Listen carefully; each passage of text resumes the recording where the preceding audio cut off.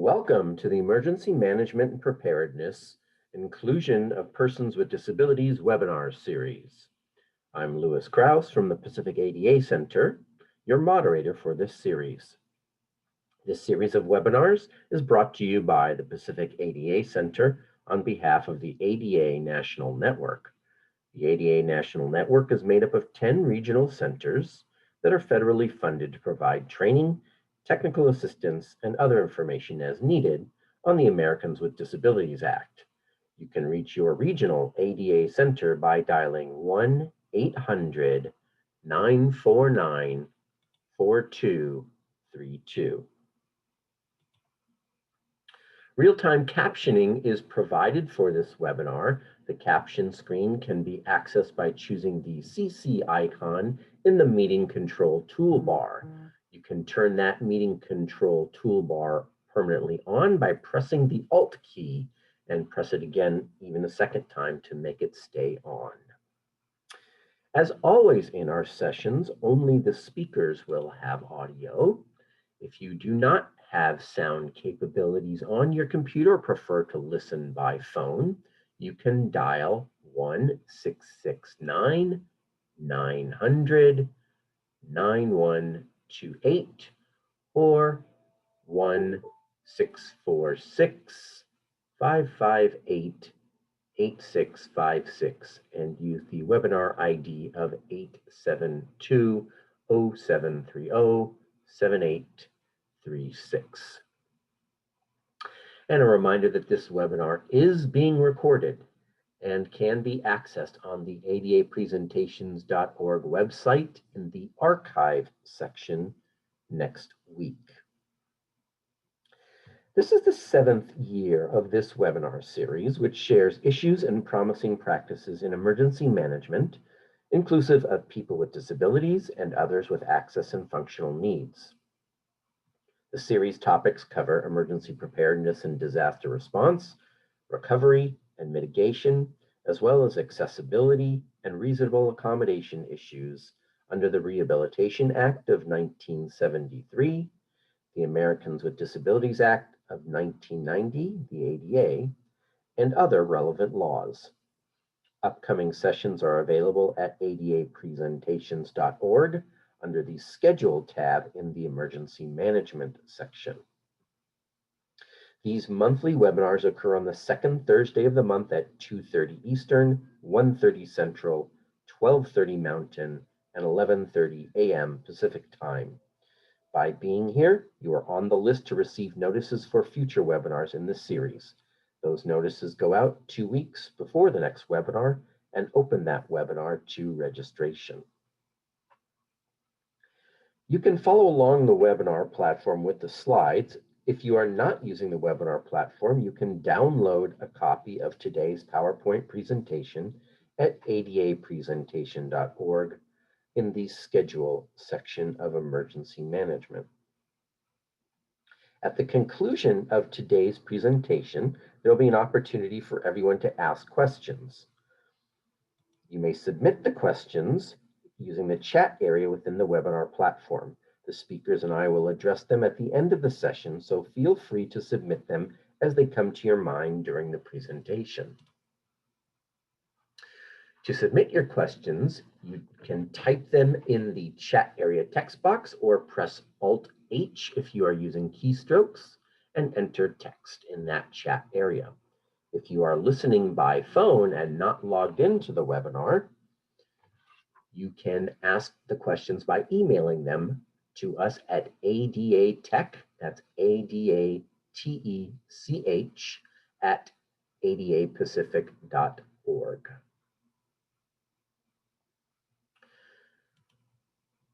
If you have any technical difficulties during the webinar, you can send a private chat message to us by typing in the chat window. Again, you can type your comment in the text box and hit enter. And again, if you're using keyboard, you can use Alt-H to access the chat box. You can also tell us about any technical difficulties at ADATech at adapacific.org, or you can call us at 510-285-9300. 5600.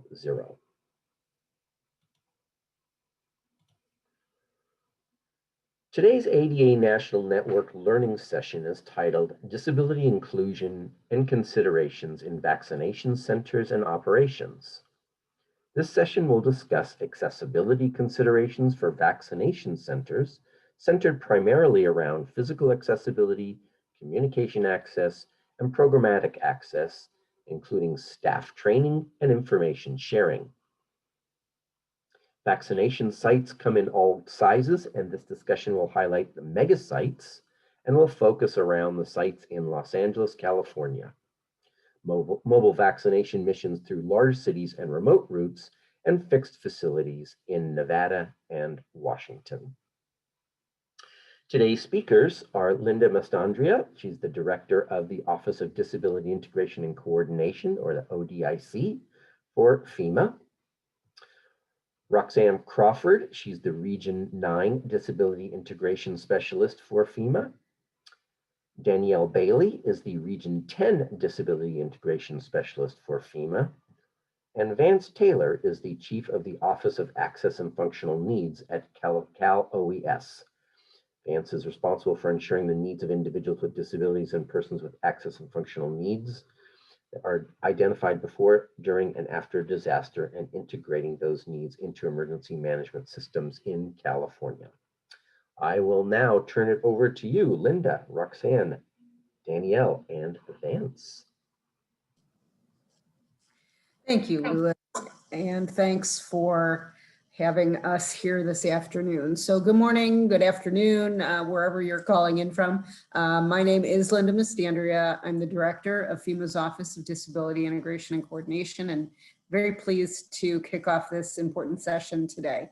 I'd like to thank the Pacific ADA Center for the opportunity to join this ADA National Network Learning Session on what's really a very important topic, and looking forward to sharing some information with you today. So for those of you who don't know, FEMA's mission is helping people before, during, and after disasters. And the Office of Disability Integration and Coordination, or ODIC, is a really important part of that mission.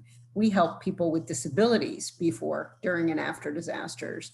And we do that by working across FEMA to proactively design programs, policies, and procedures to integrate the needs of people with disabilities in all phases of emergency preparedness, response, and recovery. We deploy disability integration advisors to active disasters across the nation to ensure that the needs of people with disabilities who've been impacted by disasters are met. We engage with disability stakeholders around the nation, and we take part in several White House-led and federal interagency work groups and committees aimed at improving access to resources and services for people with disabilities.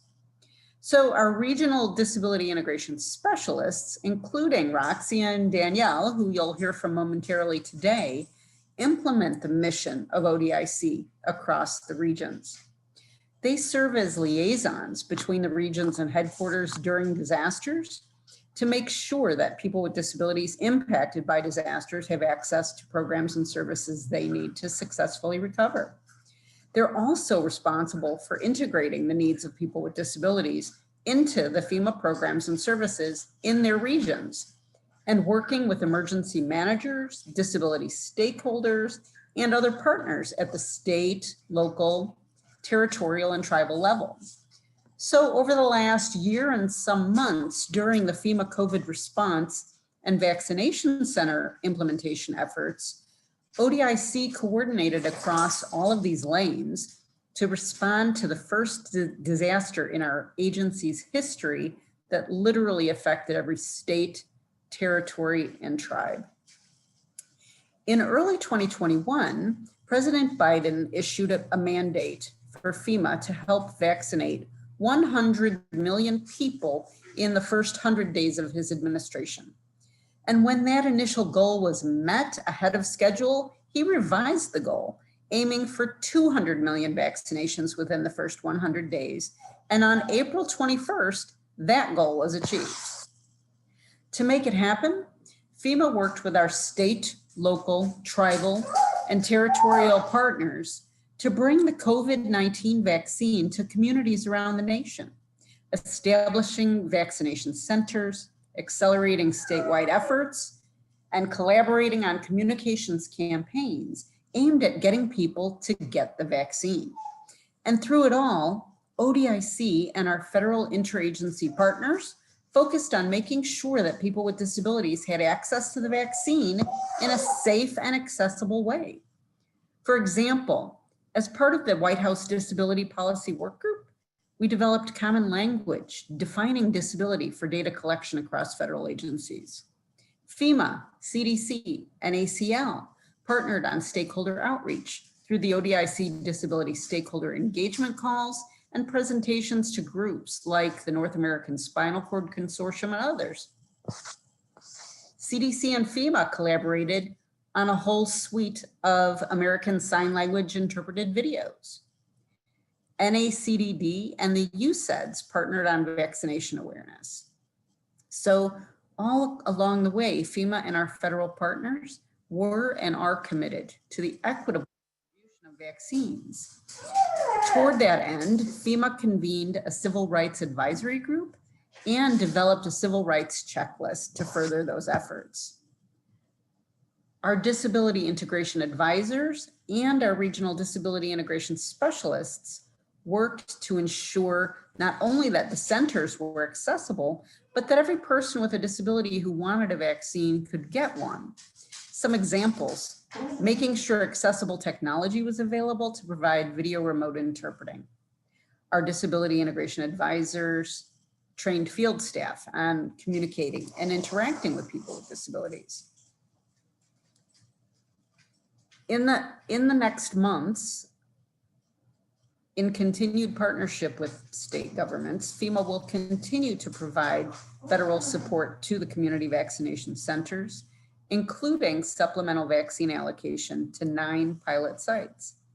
And now, as of June 1st, hurricane season has begun. And so FEMA is shifting its focus to readying the nation for the upcoming storm season. So our state and local partners will continue to oversee the COVID vaccination effort. And here's where we are across the country with that effort at the present time. As of June 8th, there are 9 active or temporarily closed federal community vaccination center pilot sites and 90 mobile pop-up sites that are receiving supplemental vaccine allocations and other federal support. There's 3 federal community vaccination center pilot sites that are receiving federal personnel support, but are no longer receiving supplemental vaccine allocations.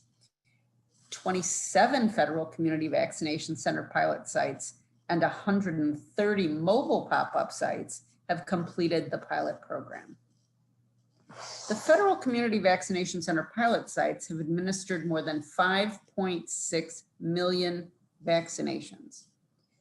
And as of June 4th, 18 mobile vaccination units were deployed across Arizona, Connecticut, Idaho, Maine, Maryland, Nevada, New Mexico, New York, and Oregon. These mobile units have delivered more than 56,000 vaccinations.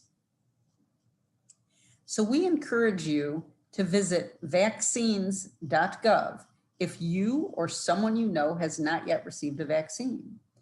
And if you want to learn more and help spread the word, please visit the official public education campaign website at wecandothis.hhs.gov.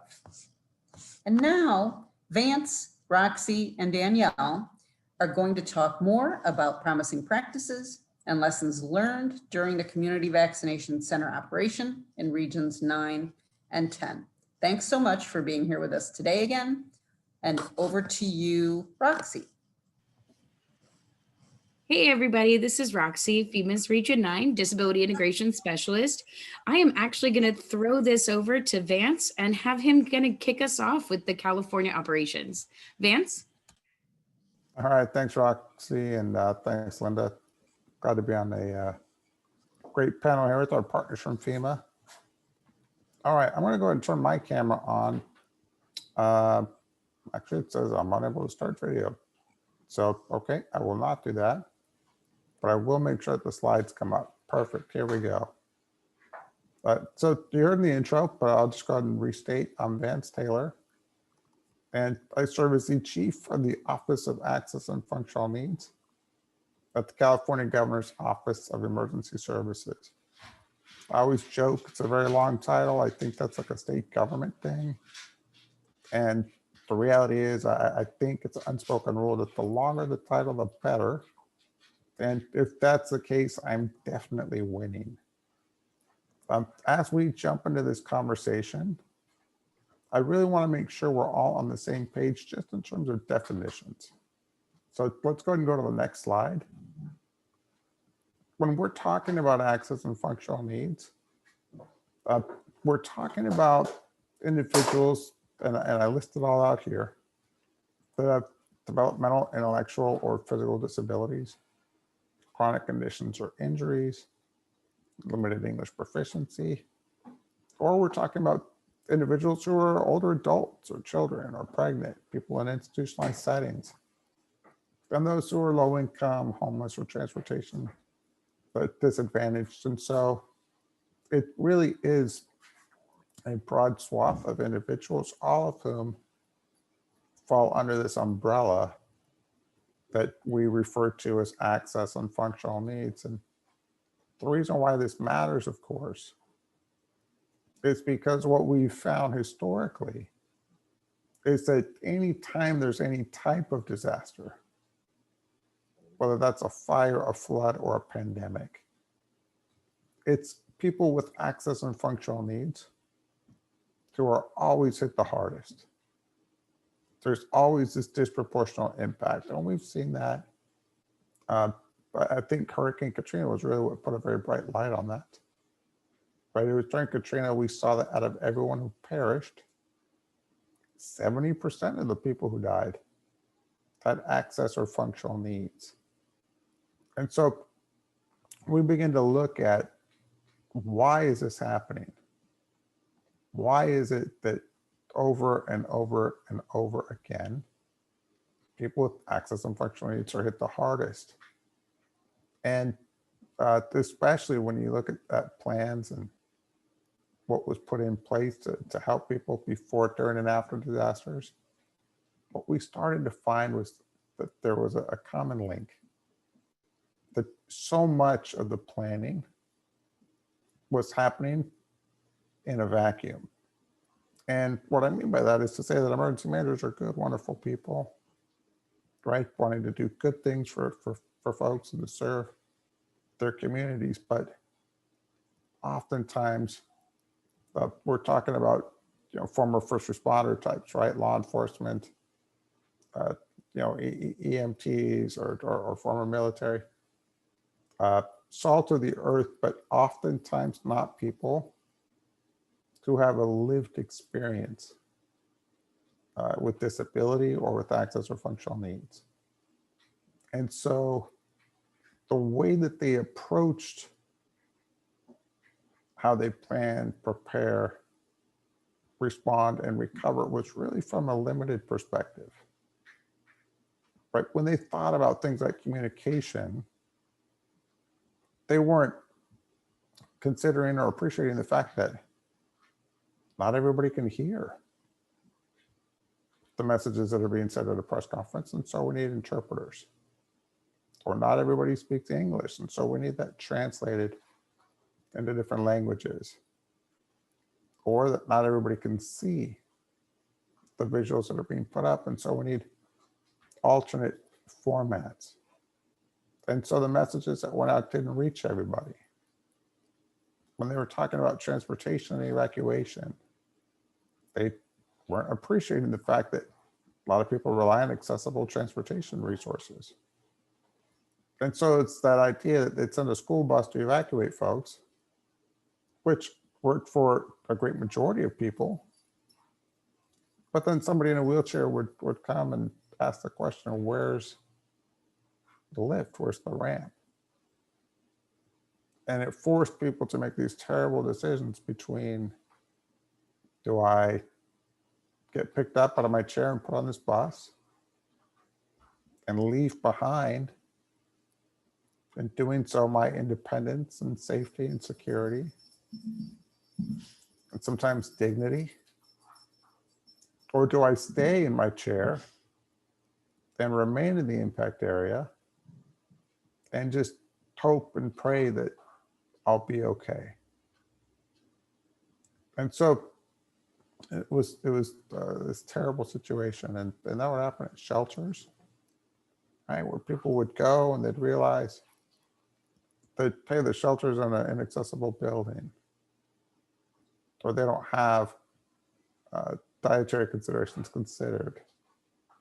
There's nobody to assist with feeding or toileting or transferring. The cots aren't ADA compatible, so they're not raised in order to transfer easier from a chair into a cot. And so these gaps, while never intended to be there, were built into the system.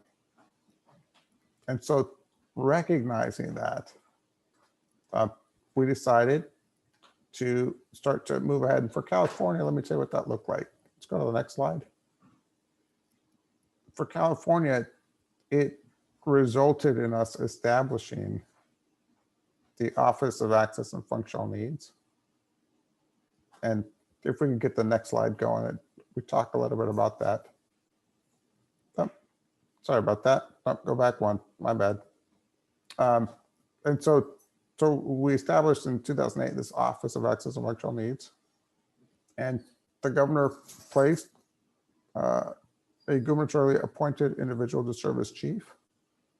As a senior level executive to brief the governor and the OES director on really a twofold mission. One is to identify what are the needs that people have before, during, and after disaster. Then two, once those needs are identified, how do we integrate those needs throughout the entire emergency management process in partnership, in coordination, and in conjunction with our community-based organizations and our community partners, so that we could have a broader perspective and a more inclusive path forward to emergency management that not only reduced the loss of human life on part of people with access and functional needs, but also reduced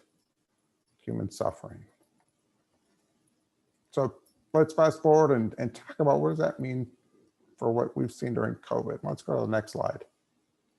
So you heard Linda say that President Biden said, look, we're going to do this race to 100 million vaccinations. And that's a bold goal, right? That's a goal that some people looked at and said is too bold, that we can't reach that number. And nonetheless, the president set that bar and challenged us to meet it.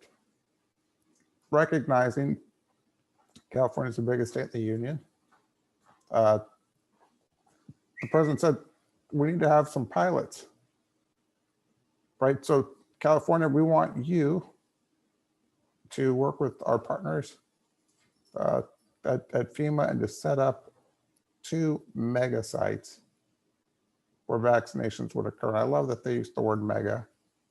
I think that's gives you an idea of the scope and scale that they were looking at.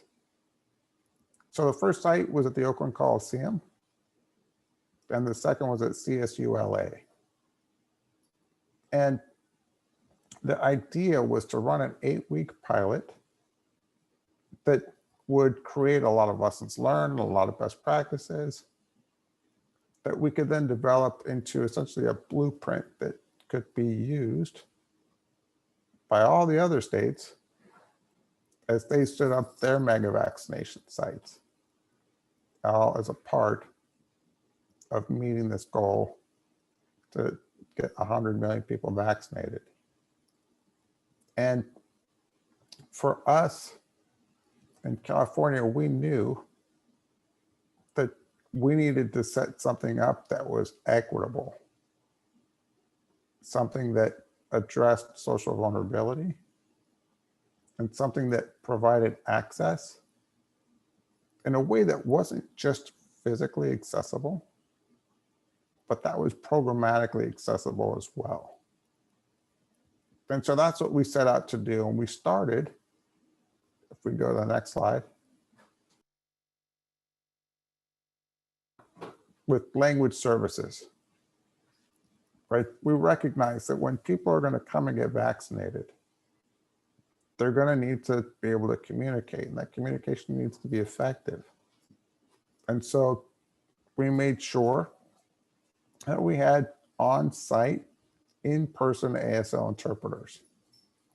Now, what we did is we brought in a number of them, and they were there every day at all hours of our operation. But we thought, well, look, if ever there's a time when these interpreters are all being utilized at the same time, we need to make sure that there's a backup. And we also need to make sure that any member of our staff that's working these sites is going to have the capability to communicate effectively. And so we worked with our logistics team, and they were wonderful. We actually downloaded a video remote interpreting app onto every single iPad that staff members used. Before those iPads were distributed, the app was open, username and password were put in, and it was tested to make sure it's working. And then we set up Wi-Fi, high speed at each site. And the idea there is that if needed, any person on staff could just tap a button and provide instant video remote interpreting to answer questions, alleviate concerns, or provide directions. So we had in-person, but we also had that backup of video remote interpreting. Now, in California, we've got a very diverse population that speak a lot of different languages. So we made sure that we had the most commonly spoken languages in Oakland and LA covered. And so that included Spanish and Vietnamese, Korean, Tagalog, Mandarin, and Cantonese. And we had in-person translators. But recognizing that a few things were possible. One, that we'd have more people showing up than we had people to translate for. We knew that was possible. But two, that somebody would show up that needed language support, but in a different language. So what we did is we contracted with a translation service. They provide actual assistance for 911 centers. And so they provide quick, immediate access to more languages than you can count. Languages I never heard of. But anytime somebody came and needed translation services, all they would need to do is specify the language. And if we didn't have somebody there in person to assist them, every single iPad came preloaded with the number to call. You say what language you need, and the translator comes right on the line. So communication was key, and it was effective. And of course, that helped people not just to feel comfortable, but to navigate the site when they came. Let's go to the next slide. We wanted for people to have a physically accessible experience, right? We wanted to make sure that all the bathrooms were ADA compliant. We wanted to make sure that all the portable accessible bathrooms were placed in locations that were easy to get. We wanted to ensure that people had privacy rooms, right? So even at these large facilities, we set up spaces that, even though it was primarily a drive-through, we did have walk-up service as well. But we set up privacy rooms because some people had sensory issues and just needed a moment. And we also had some individuals who, because of things like sensory issues, couldn't wear face masks. And so we wanted them to be able to come in and they could still receive their vaccine, even though they couldn't wear face masks, which we're told by a lot of folks was a real blessing for them because they had gone to doctor's offices and couldn't receive vaccinations because they couldn't wear masks. We had climate controlled tents, right? Recognizing that, look, not everybody can tolerate heat or cold. And it's California, so sometimes you just wait 10 minutes and the weather changes.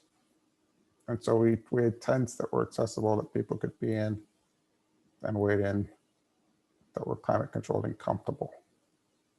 And then we placed just ask signs throughout each of the sites. And that was our way of making sure that people knew that if they needed some form of accommodation, all they had to do was ask. And it wasn't anything to feel bad about. It was something to increase their independence.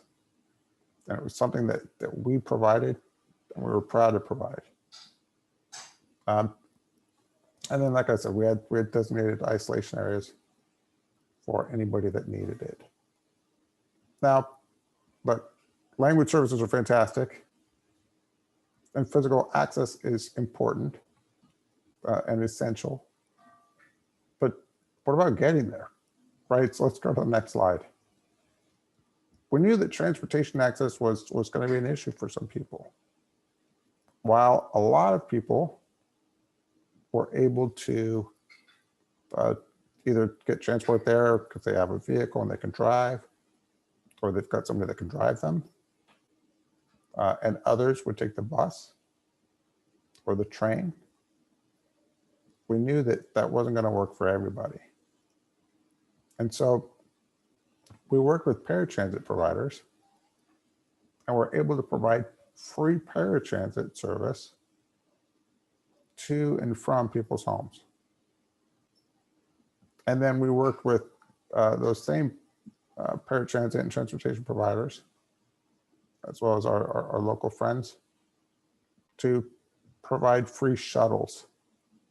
And these shuttles, what they do is they'd go to all the surrounding bus stops and all the surrounding train stops.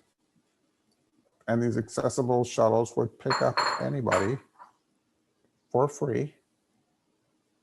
And they'd bring them to the site for their vaccination and then take them back to the bus stop or the train stop of their choice. At the site, we had dedicated paratransit lanes. And this was fantastic because what it allowed for, we ran it two different ways. In Oakland, people that were using paratransit would have this dedicated lane. They'd disembark the vehicle, they'd get their shot. And then we had standby vehicles right there to pick them up and take them home so that they didn't have to wait for a ride back, right? Because we've all experienced that terrible paratransit situation where you get dropped off and then there's a problem with the ride back home. Well, this didn't happen because we had standby vehicles on site. In LA, we did it a little bit differently. In LA, we work with the paratransit provider and they'd come through the dedicated lane and we'd have somebody actually come onto the vehicle. They'd provide the vaccine right there on the vehicle. They'd wait with the individual in the vehicle. After the observation time passed, they would hop off and the person would go home, never ever having to even disembark from the vehicle, which was comfortable and appreciated. And I will say that if somebody wanted to disembark, of course they had that option. We also put signage at all the transportation hubs because we wanted to note the accessible routes, right? And again, it's all just about that empowerment and letting people know what's what. The other thing that we did that was really exciting, if we go to the next slide, is we also had mobile vaccination clinics. The great thing, recognizing that, look, not everybody's going to be able to, even with all the resources we put out there, make it to these sites. So we were able to provide mobile vaccination clinics. And we had 2 per site. And what we would do is we would send these clinics, each of them could do 250 shots a day. And we'd send them out to community-based organizations. And they'd be there from Monday to Friday at one spot. And then they'd change location for Saturday and Sunday. And we'd work with our partners to identify those locations. And so sometimes they would go to service centers that provided resources for people who were deaf and hard of hearing. Sometimes it would go to independent living centers. Sometimes it would go to other places, but always community members, and always with the goal of trying to reach what people oftentimes categorize as hard to reach communities. And so it was great because they could constantly move around, and then they would come back 3 weeks later, and those same people were able to receive their second doses. Now, I want to go on to the next slide, and I want to just really highlight that none of this would have been possible without whole community partnership, right? We received direct input from like the Pacific 88 Center, for example. They put together a wonderful guide and toolkit on what accessibility looks like at a vaccination site. Our partners at Disability Rights California, they were able to help us develop language that outlined things like reasonable accommodations, right? That put together sort of a menu of things that people could ask for, and then of course provided opportunities for people to specify things that weren't on that list. The California Foundation for Independent Living Centers, Christina Mills and her team, setting us up with independent living centers and other community-based organizations, were phenomenal, not just in helping us know where to go with mobile vaccination clinics, but also in just trying to think through the best way to serve the community. Right? Our whole community partners were involved in planning and implementation. They were our trusted sources to assist with public messaging, because we recognized that for a lot of people, there's hesitancy, right? You can tell somebody, hey, come to the site and it's going to be accessible. But if that person's had a negative experience in the past, they might not trust that, right? They might not believe that. And so that person, because there's going to be doubts or concerns or a lack of trust, may not get the life-saving shot that they need. And so to address that head on, we worked with our whole community partners. And what we found was, I could say, hey, this is Vance Taylor, and Cal OES promises that things are going to be accessible for you. And that was okay. But when our partners were the ones to say, hey, we've been involved in this, and you can go, and we assure you it's going to be fine. That's when people got over it and came. And so that credibility and that trust was essential. And we see that with all the planning that we do, that there's just nothing that can beat having that type of assurance. Let's see here. So we also provided access and help for people to register vaccine appointments. And that was a big lift as well. Our community-based organizations would actually help people register through the registration system in a way that provided them with priority access to registration appointments, but also in a way that provided with more equity in terms of how those appointments were scheduled. And let's go to the next slide. So look, in summary and in closing, I will simply say that together we achieve great things. That as of April 12th, this is when we were finishing the pilot, more than 720,000 vaccines have been administered. Over 103,000 of those were done through mobile clinics. And almost 70% of the doses were administered to targeted underserved communities and people of color.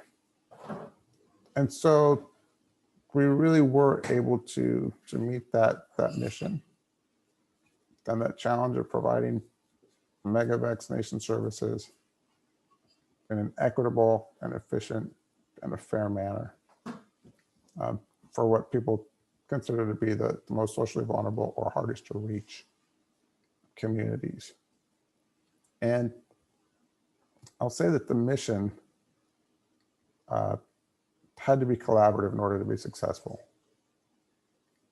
right? That this, along with every other emergency management mission, is bigger than any one entity.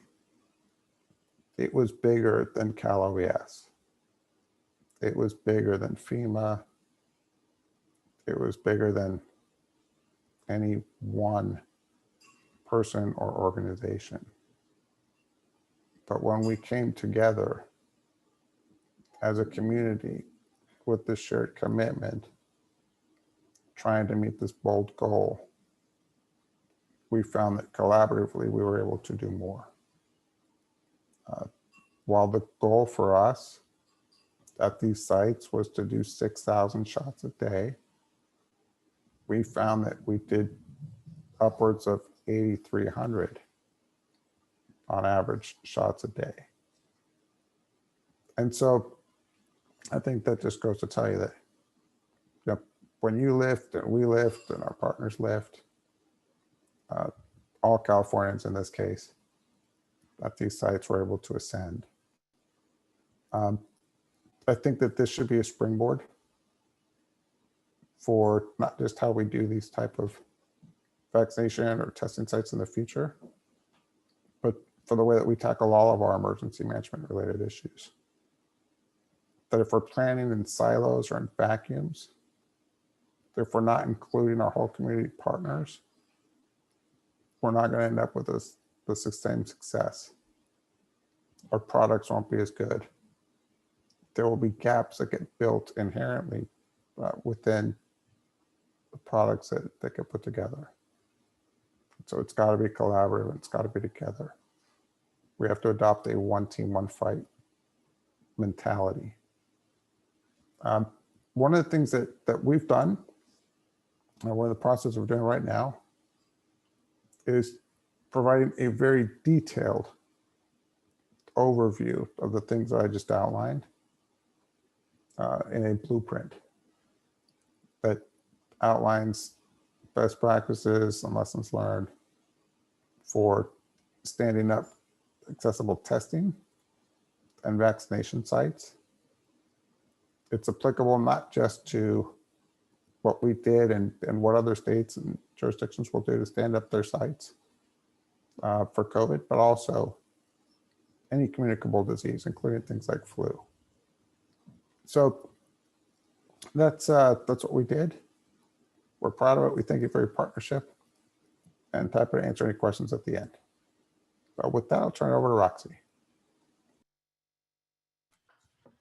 Hey, thanks so much, Vance. Always awesome to hear about all of the hard work that Cal OES has been doing and moving that needle forward. So thank you, thank you, thank you. I'm going to jump right in because I know that we are kind of pressed for time. So we'll just go straight to the next slide. So I wanted to really start by talking about something Vance kind of touched on a little bit, and that was having the subject matter experts at the table, because it's a real game changer. We definitely found in the vaccination missions in Region 9, in Region 10, all the regions really nationally, that it's immeasurably important to have people whose job it is to focus on access and integration. I mean, that's emergency management wide. We find that when we have people whose sole job is to work with individuals on access concerns, it makes a big difference in how the mission's carried out. Just some examples there. And Vance touched on it, so we'll move pretty quickly through. An example would be the federal structure that we had at the FEMA state joint sites and mobile routes in Region 9. At the California mega sites in Oakland and Los Angeles, we had 2 to 3 disability integration advisors assigned to each location. And those advisors were closely coordinating with Vance's team at the California Office of Emergency Services, and also with local community partners and organizations. The 2 mobile routes in Nevada, one was in the north of the state and one was in the south of the state. Each of those had a disability integration specialist assigned to them. And the mobile routes in Arizona were staffed with disability integration advisors from FEMA as well. And they focused on everything related to access at these sites: physical, communication, and programmatic. You can go to the next slide. Training and support was hugely important to carrying out an effectively accessible mission. That programmatic access piece is directly tied to the training of staff. These trainings and briefings really ensured that the people who are making decisions about the sites, the people who are providing services, and even the people who impact services such as guards and traffic enforcement, these trainings allowed them to be empowered to make accommodations to assist people in receiving services in a way that best suits their needs, the individual who's receiving services. The training's great and it definitely goes a long way, but also making sure that people had some takeaways. The simple one-page guides provided, they talked about things like etiquette, language and communication access procedures, how to contact the front for in-person interpreters at the mega sites, how to utilize the VRI, how to utilize the language lines. It was a big best practice, and it really ensured that staff had references to look back at. And they also had the contact information for disability integration team on site, and in some cases off-site, virtually supporting, that just let them confidently know that they would get the support that they needed. It goes back to that having a subject matter expert available gave people kind of the comfort in saying, if I'm really in a place where even though I've received training and even though I have these guides, I'm still not exactly sure what to do, they knew that they had someone to come back to and feel supported. So it really made a difference, that training. You can, whole community engagement, an example of some of the training. I put this slide in here because it really did make a huge difference. And it's the information that we received the most feedback about from the briefings and trainings that we gave to staff. And it really encouraged employees to focus on needs rather than conditions. It was an impactful message, and it shaped the way people engaged and provided accommodations at the site. So just explaining to them to focus on the need rather than conditions, diagnosis, burdens, or labels, and to minimize labeling people, to not use terms like special needs, vulnerable, at risk. Some examples: not helpful. Someone's here with multiple sclerosis who's easily fatigued and has numbness in his legs. It's not necessary to tell everyone all of that information. What's more helpful is to just communicate what the need is. He needs a wheelchair while waiting in line for vaccination. So really educating people on the fact that they weren't there to make decisions for people, to expose conditions or diagnoses, but just to ask, how can we provide a service to you? How can we accommodate you? And to let people know that they had the right and the ability to ask for an accommodation, and we would find a way to provide a service for them in the way that best suits their needs. You can go to the next slide. partnerships. Vance touched on this a lot. So again, I'll breeze through it. We partnered a lot with local disability focused organizations, and that's really across the board. In California, we work a lot with Vance's team, and they have great connections with the community. And we did work some with the community as well. But we found the impact of working with disability organizations and local groups in our Nevada mobile routes and our Arizona mobile routes, which were very rural routes. It was key to being able to reach those community partners and to have input and communication about accessibility at the sites as they came through. Those key disability community partners, we worked with them throughout and continue to work on after action reports and checklists for potential future operations. While we hope we don't have to do a pandemic, um, again, a pandemic operation or vaccinations, we have noticed some trends and some things that could impact future operations in disaster response and outreach. And so we're really working through those to ensure that inclusion is part of the first steps and not afterthoughts. We work with Vance and his team, who in California specifically coordinated language and interpreter support services, the iPads, VRI partnerships, and mobile route partnerships. So in California, the mega sites had those mobile operations that Vance spoke about. And they were more urban focused than our mobile routes in Nevada and Arizona. But they were able to kind of reach out through Vance's office to find organizations that were interested in hosting the mobile units at their facilities. And if they weren't able to accommodate that mobile unit, we were able to incorporate them into other mobile locations, providing passes and opportunities for their clientele to also receive services. Paratransit providers was a huge partnership, and Vance really talked in depth about that. Made a really big difference having those designated lanes and designated opportunities so that individuals could receive the services on the vehicles. Can move forward. It's an intro slide, mobile vaccinations, clinics and rural routes. So here we'll talk about site selection considerations in these rural routes. You can go 2 slides forwards, actually. Thank you. Indoor versus outdoor. Obviously, we try to choose indoor over outdoor to the extent possible, with the emphasis on climate conditions for people with disabilities and access and functional needs.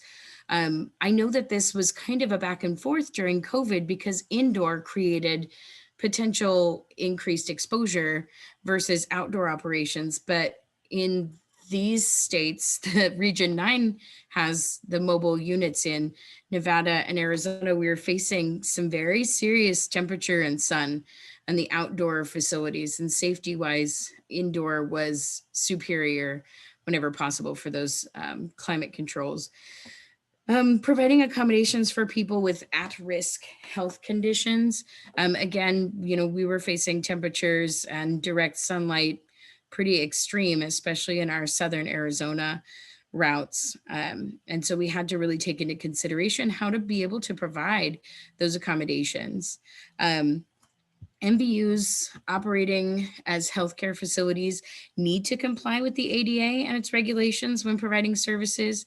And, sometimes this was challenging in that people really want to get the vaccine out. They want to get it to people. And in the rush to bring services, they can miss the importance of not only the obligation to maintain accessibility compliance, but to see how it's absolutely the right thing to do.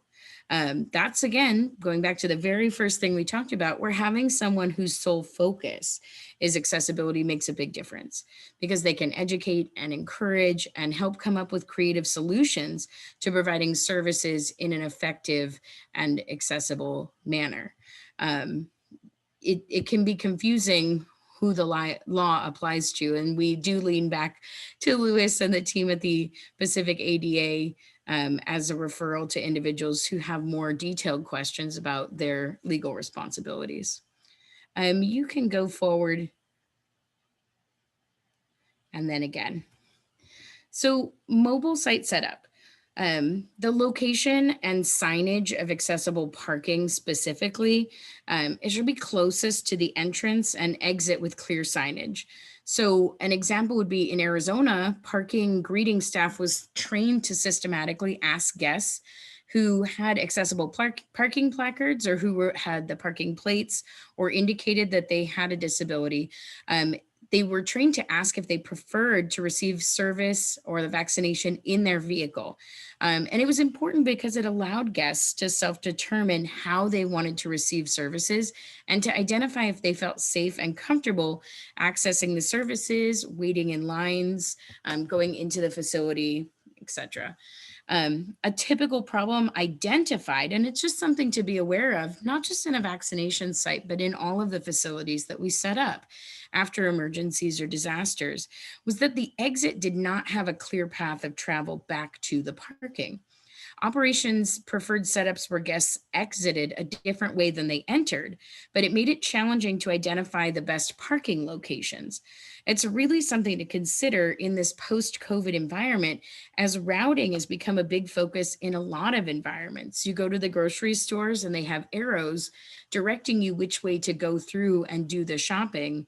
They have this similar things at airports and other facilities. And so if we're going to be using directional travel with separate entrances and exits, we need to be focused on that accessibility of both the way in and the way out. Bathrooms, locating bathrooms near the entrances, we found allowed the guests to utilize it while waiting and as they exited the site. Rather than putting them indoors or in the center of the site, it just made them kind of easier to be accessed throughout the entire operation. Signage is a super important part of the accessibility features. Adequate and appropriate signage helps the mission and helps people to quickly identify and understand what services, accommodations, and access is available. If we have appropriate signage, we can kind of address some issues that came up, like people would roll up in, say, Arizona, and they'd see a long line and immediately think, oh, I just can't wait in this line. But if we had appropriate signage at the front that said, please, we'll provide accommodations. All you need to do is ask or let us know how we can better assist you. They were more likely to engage with the staff than if we had no signage available. Staff briefings, we did daily staff briefings to emphasize the independence model, to review communication equipment, the language line and other resources regularly. Staff switches out on these events. Another challenge is educating staff on the importance of setting up sites that can be used by people independently to the maximum extent possible. And with the sites changing, especially on a mobile route like this, they were changing sometimes daily. It may seem like overkill to do a daily briefing, but briefings at every site allowed for new features or issues or accommodations specific to that site to be discussed. And then also reviewing the site setup daily and throughout the day. Things get moved around really easily at mobile sites, and reviewing the site regularly throughout the day to make sure that the site pathways are clear, that wheelchairs are not out in the sun getting really too hot to touch. Hand wipes may need to be refilled. We noticed regularly people come up with brilliant plans to reroute parking or traffic without really thinking about how those actions would impact the accessibility of the facilities. It happens way more than you think. And so that kind of regular access and regular reviews really, stops that from having too much of an impact. We can go forward and then again, and one more. Sorry about that. We put some lead slides in, but given the current time constraints, we're going to keep moving through the information. Just to cover some of the best practices, things that we found really had a big impact. In Arizona and Nevada, we effectively used remote ASL interpreter services via FEMA VRI and limited English proficiency lines to assist with individuals speaking other languages.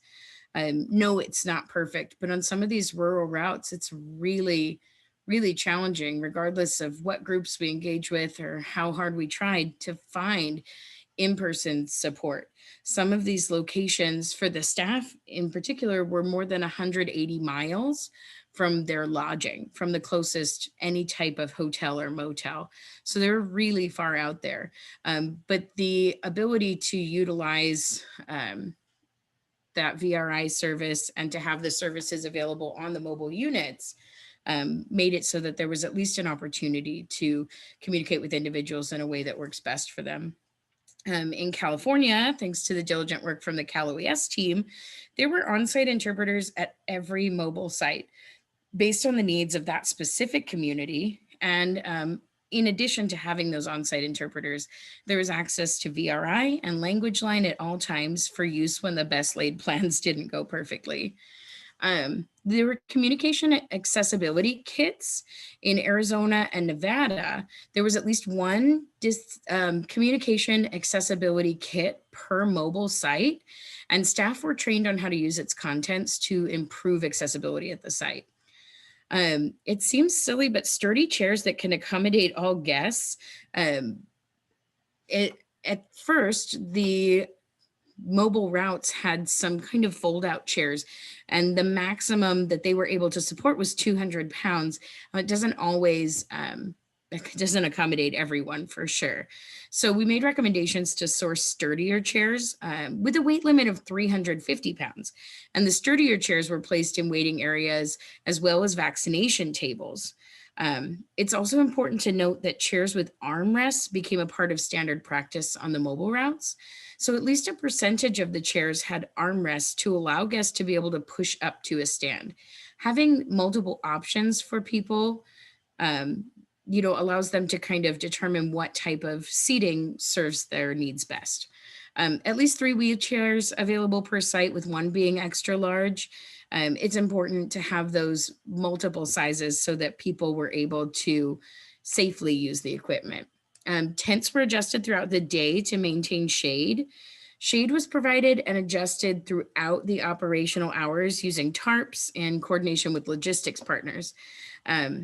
Conditions change throughout the day, and making changes and modification regularly makes a difference in how services are received. It goes back to that reviewing the setup and services regularly. Signage identified services available. So having that signage there, directional signs and signs showing available services were placed in waiting areas.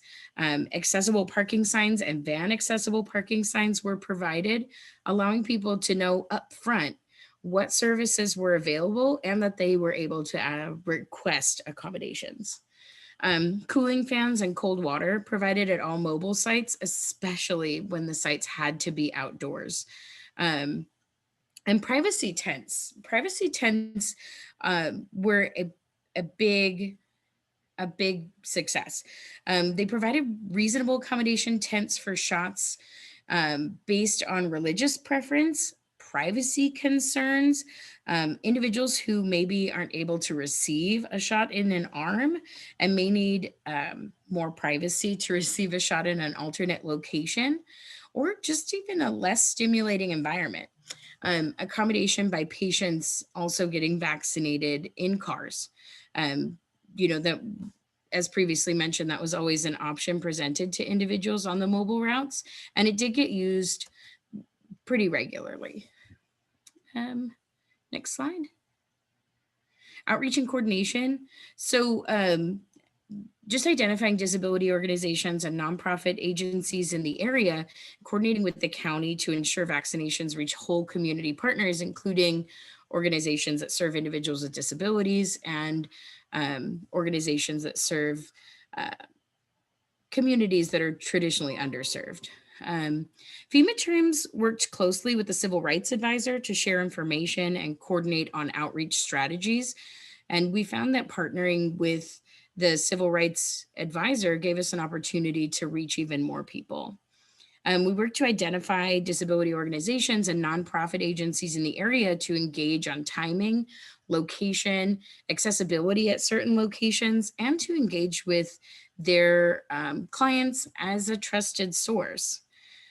We compiled data and shared with FEMA voluntary agency liaisons, just sharing the list of disability organizations that would benefit from vaccination campaigns, especially in Southern Arizona.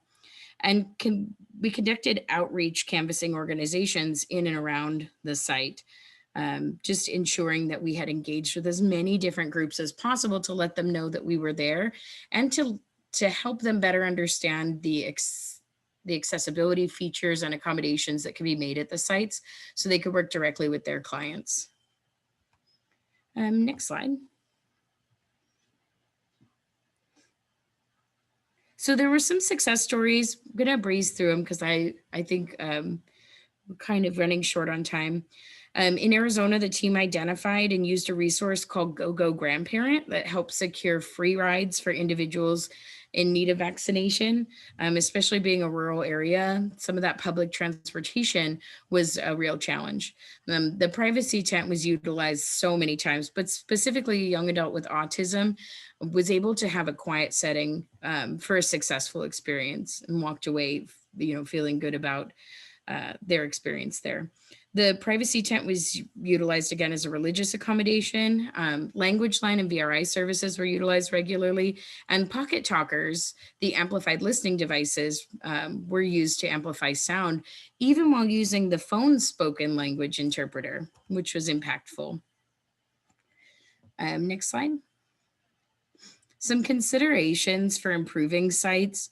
When setting up a site from scratch, a lot of signage is needed and additional personnel is needed to guide and orient people to the site. I think Danielle's going to talk a little more about signage, so I'll kind of stop there, but I can't stress enough how important having that signage is. And then close coordination with the state and the county early on to make recommendations about what should be included in contracts. For examples, the chairs provided by special event contractor, again, could only accommodate up to a 200-pound capacity or capability. And so if those requirements and expectations are known, they're more likely to be achieved. Next slide. So mobile healthcare facility. It's set in place reasonable accommodation standards for mobile medical staging and the procurement request process. Contractors should be made aware of accessibility compliance requirements or be provided with a checklist so that they better understand what the needs are going to be for the location. That goes back to that setting expectations piece. Interpreters with a medical background or medical interpreters with emphasis on the demographics being served, since it kind of raises the issues of proper informed consent. In the picture, you can see an accommodation for people who use a wheelchair or who have limited use of their lower extremities. The hand wash station in appearance is reachable, but it can't be operated unless a foot pedal is pressed. So they decided to tape hand washing sanitizing towel packs to the sink base to allow people to be sanitary, but it still doesn't help with stigma or with the task of providing equal access. So pre-identifying those resources and how to obtain them, things like fully accessible ADA compliant hand washing stations, and it's critical in getting it right. Were they able to provide a safe and sanitary environment? Yes, but it doesn't really meet the mark. So I'm going to hand it over to Danielle now to talk to you a little more about mobile vaccination outreach and challenges. Danielle? Hello. Next slide, please. Hi, this is Danielle Bailey, and as said before, I'm the Region 10 Disability Integration Advisor. And our mission here in Region 10, and particularly with disability integration, was to support, and that support to local states to create accessible and culturally specific vaccine sites that reached the identified communities that we previously identified as being disproportionately affected by COVID. And in our areas, and I'm predominantly going to be talking about Yakima, Washington, and then also highlight some work in Jackson County, Oregon. These populations included migrant and seasonal workers, the Latinx population, and then specifically in Jackson County, those individuals who were impacted by the recent wildfires. So this is the population that we specifically concentrated on. I want to acknowledge both the Yakima County Health District in Washington and Oregon Health Authority. Anything we were able to implement in these areas was made possible by their full support and leadership. And I do want to say that it was really kind of refreshing, I think. I don't know a better word, but refreshing to work with our public health partners. And I believe, and I think Vance had mentioned this before, I think as emergency managers, we can really benefit a lot from their expertise, methods, and considerations around the entire community. In every case, our public health partners throughout the COVID operation, they've always come from a place of yes. So nothing was off the table. So I really want to highlight that. And I think previously both Vance and Roxy discussed accessibility features, processes of sites, but when we're working in rural communities, both which Yakima and Jackson County are fairly rural, we're not as resource rich. They come with their own set of challenges, but also I think the possibilities around partnership were amazing. And so that's what I want to highlight in kind of this discussion is around the mobile vaccination team outreach and the importance of those partnerships. Next slide.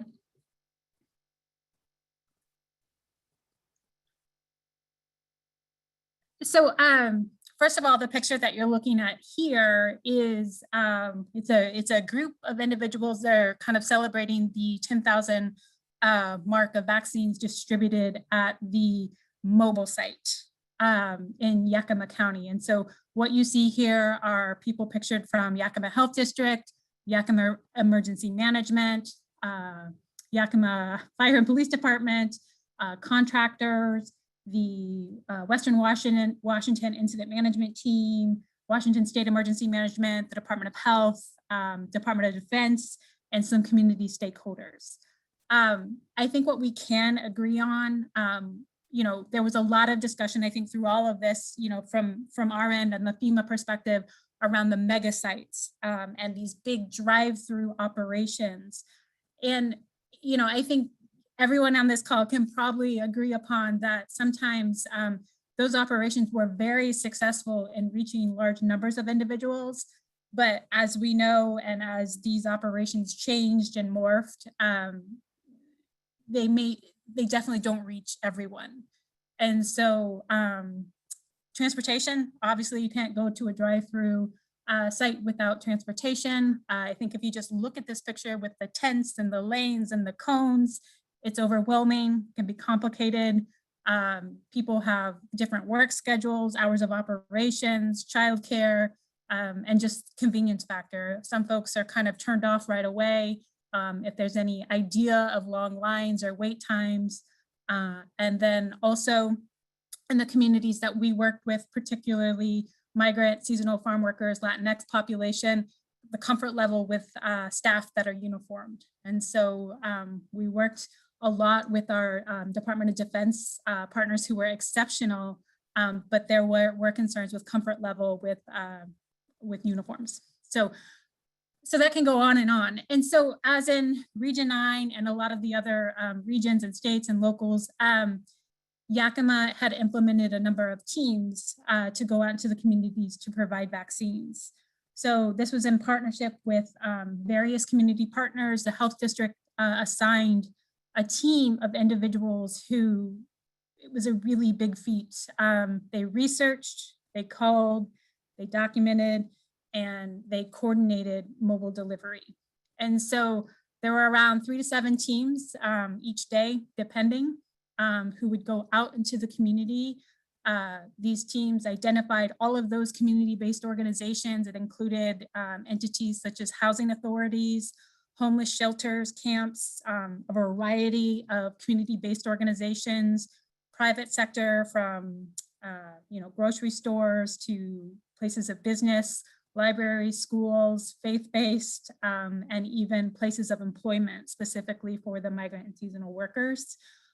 So these teams identified these agencies, organizations, entities, contacted them, coordinated these events. Oftentimes vaccines were done in 2 to 3 hour window periods. And then you had to coordinate the first dose and then also the second dose. So you can see how that could be quite a scheduling feat. And again, and I think Vance had mentioned this as well, this was always planned with community partnership and support. And so I think one of the most promising aspects of this operation was that no matter which idea, organization, agency, event, anything that came across the table, it was a go. Like I said before, the partners were really receptive. It was always from a place of yes, and they really wanted to do that outreach to the larger community and provide those outlets for folks to access the vaccine easily. Next slide.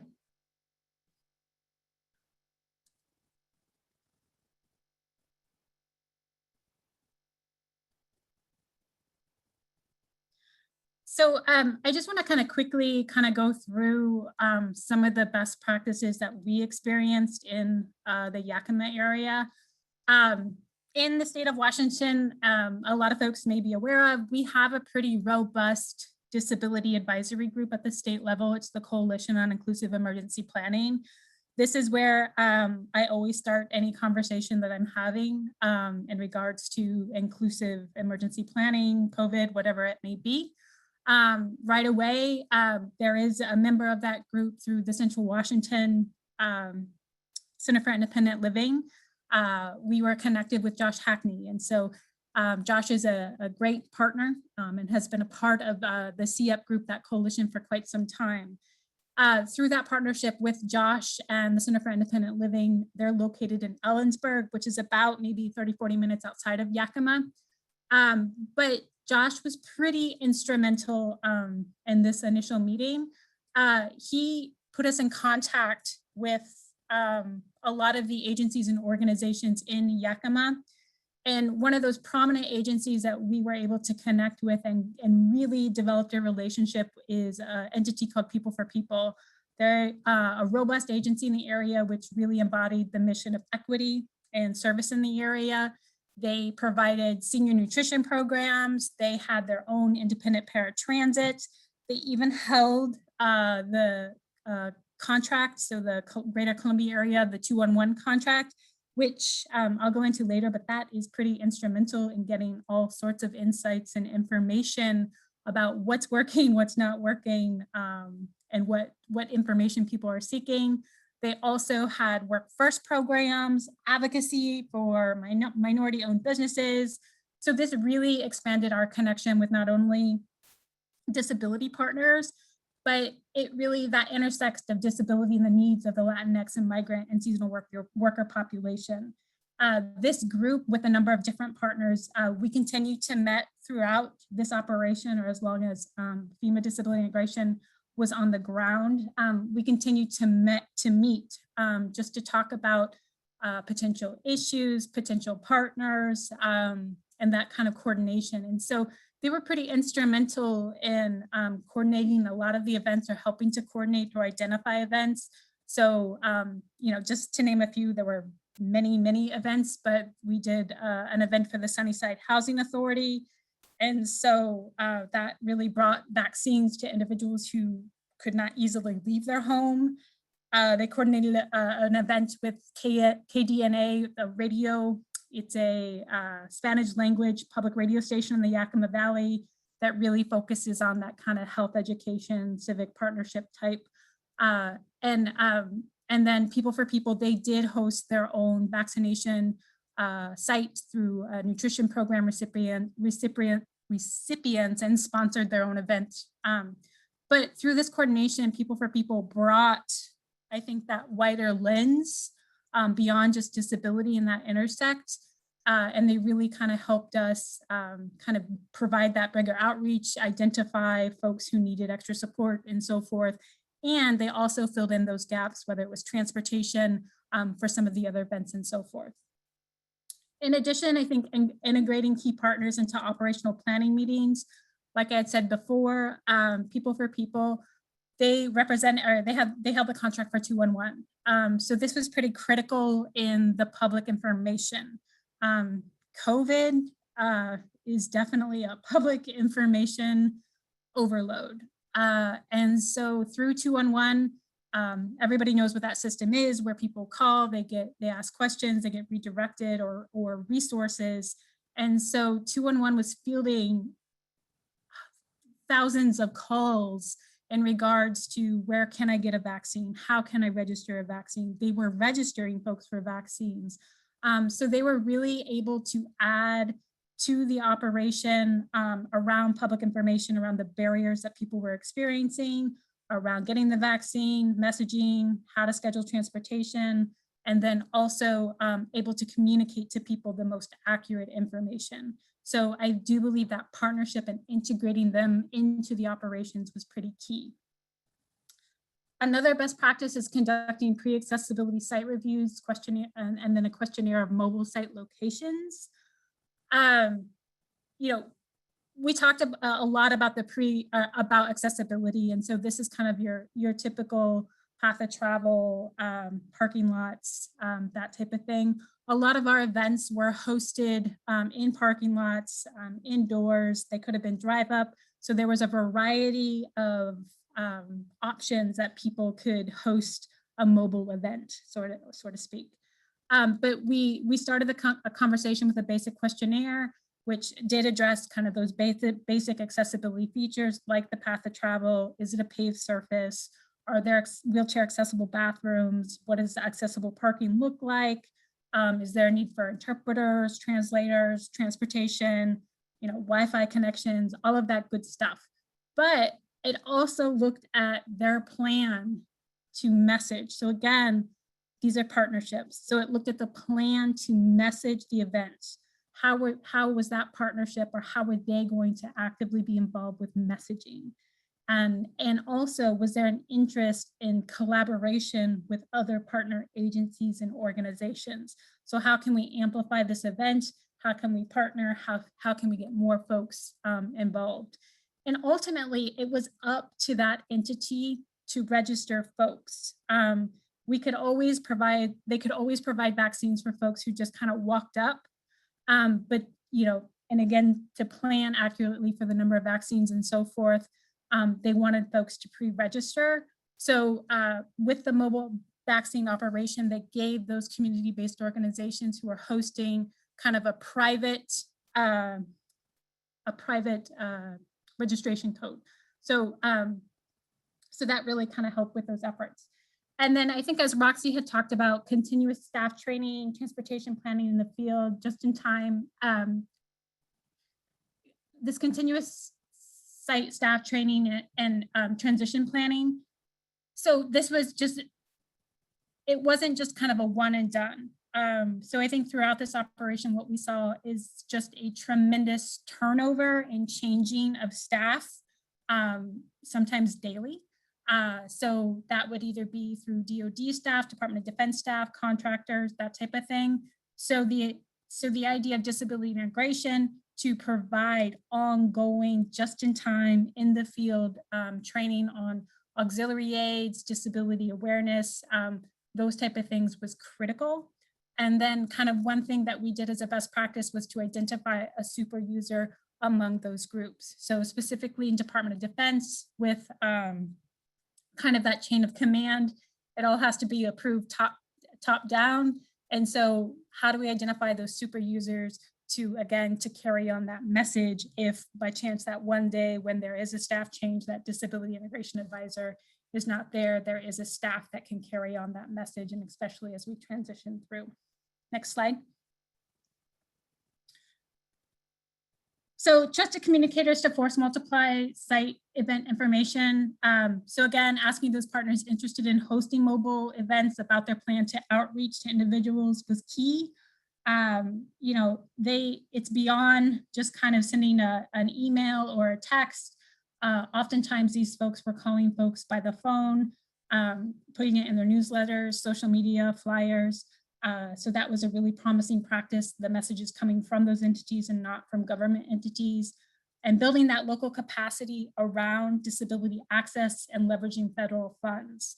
This was key for us in these county areas. Some of our Region 10 states are not as robust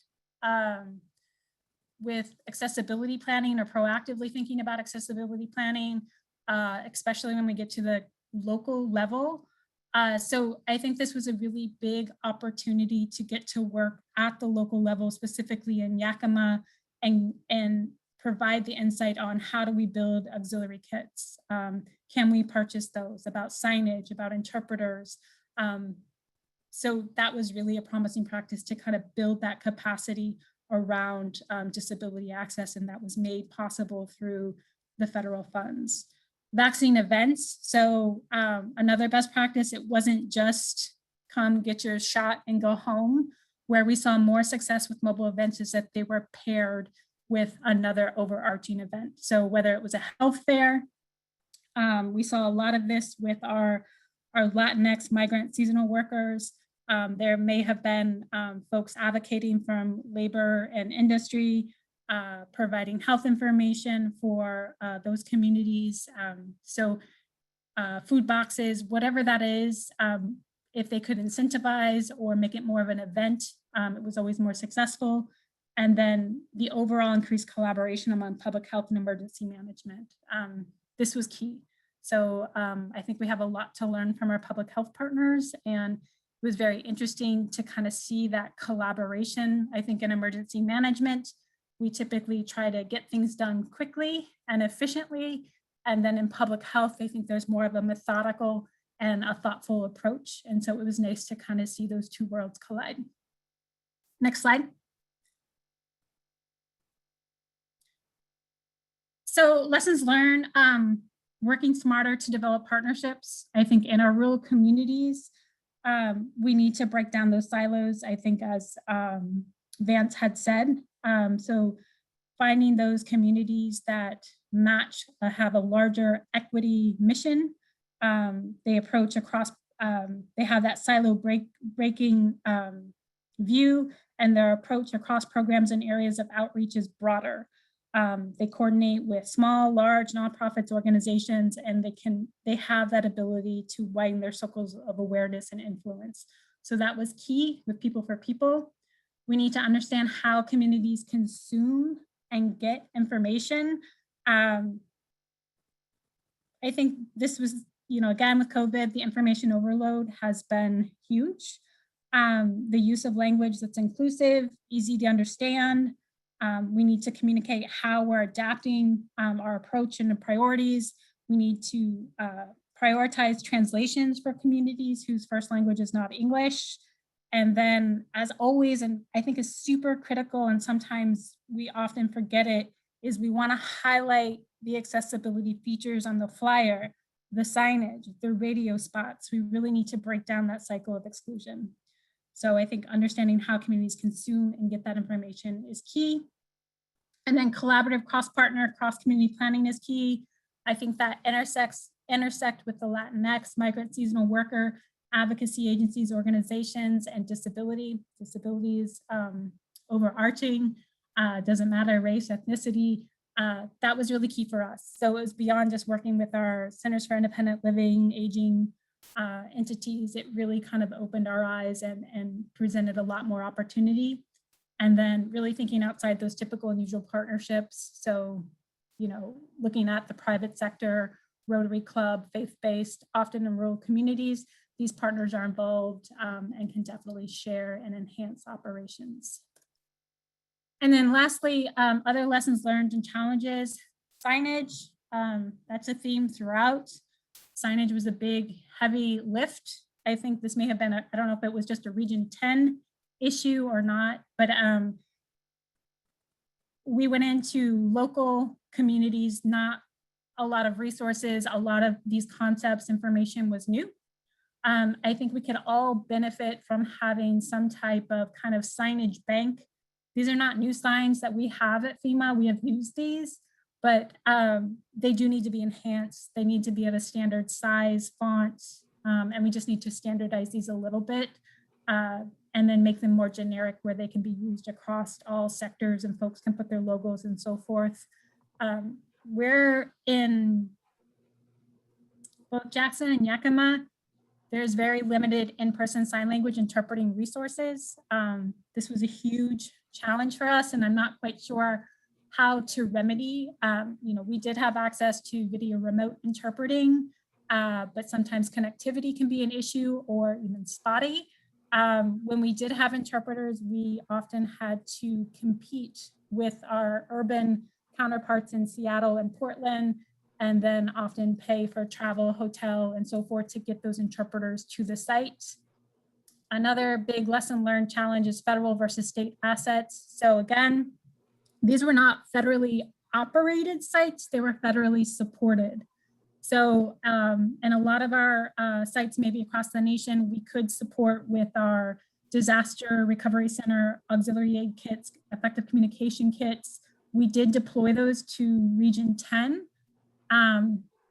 But due to the fact that we did not have FEMA federal staff working at all the sites, we needed to build that capacity with the state. So one promising thing is that in each of the entity or each of the counties or jurisdictions, they did adopt these kits. So whether it was the Oregon Convention Center, the hospital system purchased a number of kits, the Oregon Health Authority put together over 100 kits to serve all of their disaster or all of their COVID operations, and then will enhance future disaster operations. And then in Yakima, the county and the local health jurisdiction purchased their own kits as well. And then transportation. So I think we've talked about this quite a bit. Transportation in rural areas can sometimes be very challenging. Routes are not as robust. People have to make a number of transfers.